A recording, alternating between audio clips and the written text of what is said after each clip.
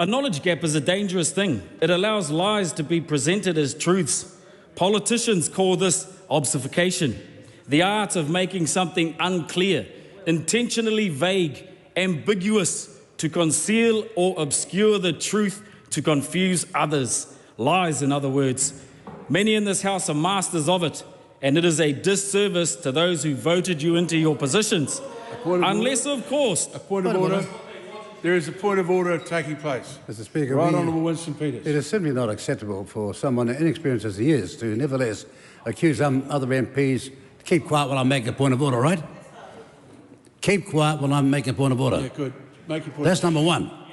See, Mr. Speaker? Well, I would advise the member just to sit quietly while we hear a point of order. That's what standing orders requires. He made the allegation that members of this Parliament are liars, and he should have been stopped in the tracks right then.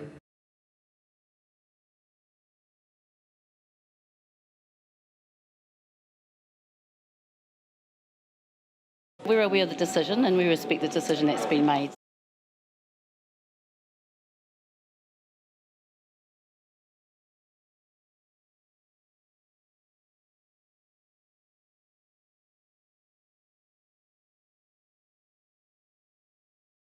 Mr. Speaker, I'd just also make the point that there are several premises in the question which are very close to misleading. I haven't insisted I be allowed to. I've actually accepted your ruling and given you an apology.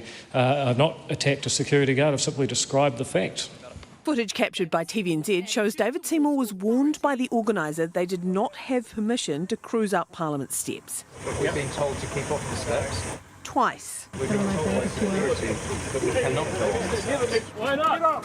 Why not? But he's still denying any knowledge that he was not allowed. I didn't know I wasn't allowed to. What I did know is that it was for a good cause. He shrugged off any potential referral to the Privileges Committee, effectively Parliament's court. Well, what are they going to do? Bring me before Privileges Committee for driving a Land Rover? Why were you laughing about being sent to the Privileges Committee? Like, why were you shrugging that off? Well, you know, I think it would be an absurdity, and as the Speaker has said, there's no way that that can happen. Labor tried again to have Seymour censured. The security guards here at Parliament operate under your authority, and that for any member of Parliament to not follow instructions from a security guard here at Parliament is directly undermining your authority as the occupant and the employer of those security guards. That is a very fair point. He was questioning your decision. That he defied your decision, and therefore a question of privilege must arise. But while the Parliament could today hand down a punishment to Te Pāti Māori MP Taku Te Whereas for denying he called MPs liars in this speech last year... Lies, in other words. Many in this House are masters of it.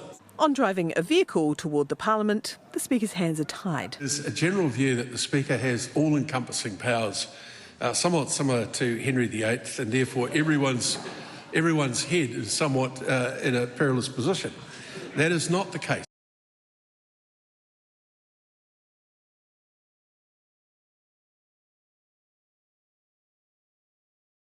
The question is that the motion be agreed to.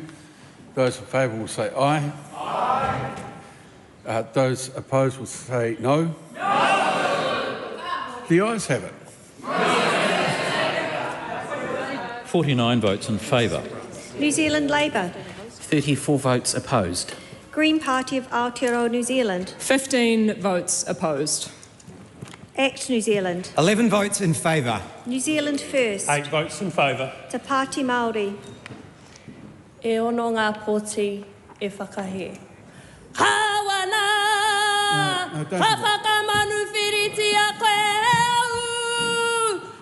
Kamate, kamate,